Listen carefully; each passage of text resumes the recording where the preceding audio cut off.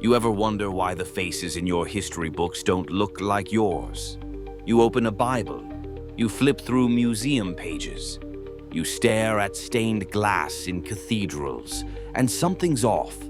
Every prophet, every angel, every figure of wisdom or power white, even when the setting is Africa, even when the story begins in the desert, not the Alps. And that's not coincidence. That's design. Ordinary world.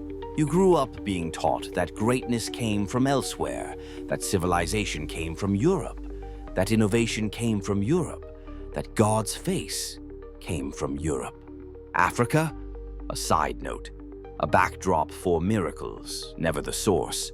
But the story felt hollow, because in your bones, you knew something was missing. Call to adventure.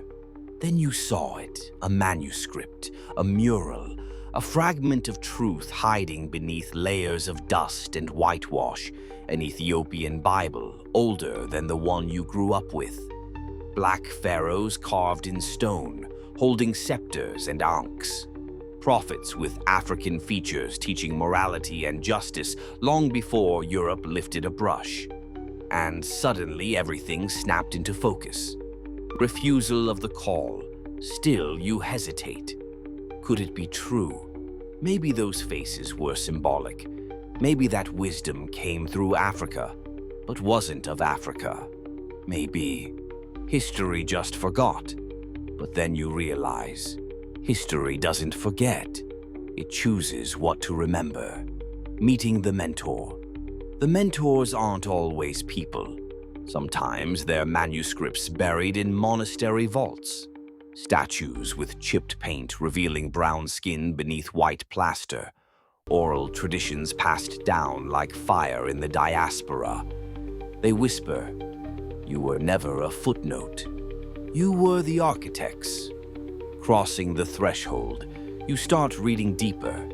Not the translations, but the originals. Not the textbooks, but the scrolls, the frescoes, the ruins. You discover black archangels in Nubia holding scrolls, swords, ankhs. Not just symbols, but instructions. They weren't just creating art. They were creating systems, governance, morality, divinity. And every image is a mirror reflecting you. Tests, allies, enemies. But the resistance is loud. Western academia calls it primitive. Museums label it anonymous African art.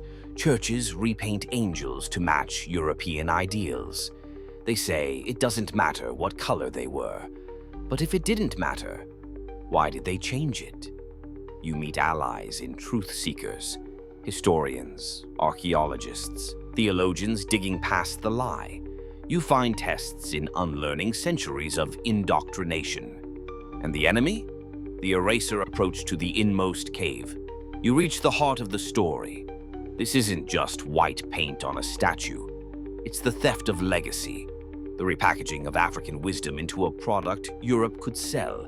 They didn't just erase black faces from divinity.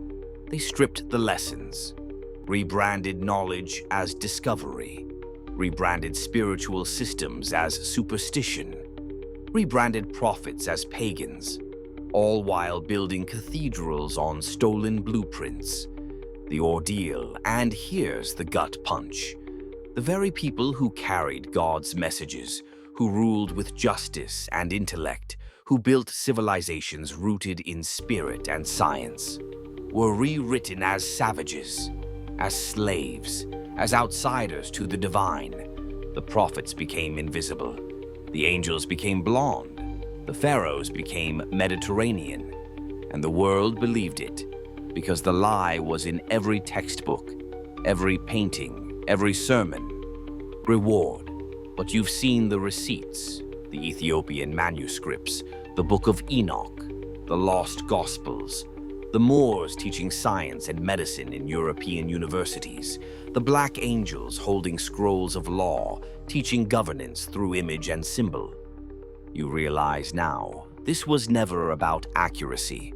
It was about control. Because when you control the story, you control the mind, the road, Back now you walk through history with new eyes. Every fresco, every caption, every sculpture is suspect until proven true. And suddenly the silence makes sense. Why the Vatican hides Ethiopian icons, why museums don't display African saints, why your history classes skipped from Egypt to Greece without stopping in Nubia. Because memory is power, and stolen memory? That's a weapon. Resurrection, but here's the resurrection. The truth survived, not in the hands of the elite, but in the stories passed down, in the sand-covered temples, in the chipped paint that refused to stay silent.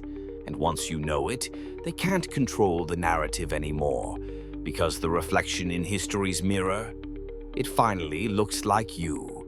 Return with the elixir. You return with more than knowledge. You return with identity, with fire. Because now you don't just see the lie, you see through it. And you understand this story was never just about ancient art.